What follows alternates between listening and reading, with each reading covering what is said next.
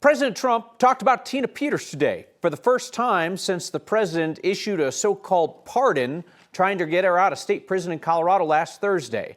It's a purely symbolic move. The president doesn't have power to pardon people on state charges. In fact, today, President Trump did not even mention his supposed pardon of Tina Peters. He just ranted about Colorado's governor refusing to pardon her. And the president made a series of false claims in the process.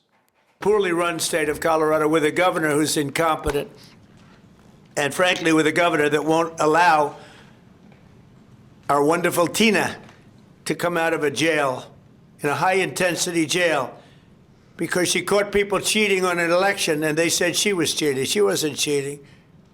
She went over, she looked at one of the election scams going on, and because she did that, they put her in jail for 9 years. It's going to take a minute to unpack those false claims, but I feel like this is important. So maybe we can just kind of like baseline set again about what's happening right now with Tina Peters.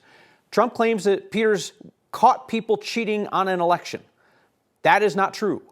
Tina Peters did not uncover evidence of election fraud or an election scam. Her criminal plot to breach election systems was an attempt to find evidence of Trump's claims, but it failed to produce that evidence. Trump said there that Tina Peters was accused of election cheating because she uncovered cheating. That also is false. Peters was accused of breaking a variety of other state laws tied to that election system breach, where she gave an employee's security badge to one of her fellow conspiracy theorists and allowed that person access to voting equipment. Trump also falsely claimed today that Colorado's Democratic governor is the one who put Tina Peters in jail. Not true.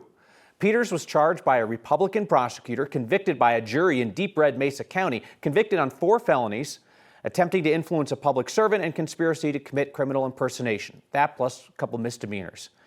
Peters has never been accused of election cheating herself, as Trump claims, although Peters was accused of election incompetence when she was the county clerk. She failed to collect and count the ballots in the drop box right outside her election office. Those 574 ballots were only discovered in the drop box the following election year.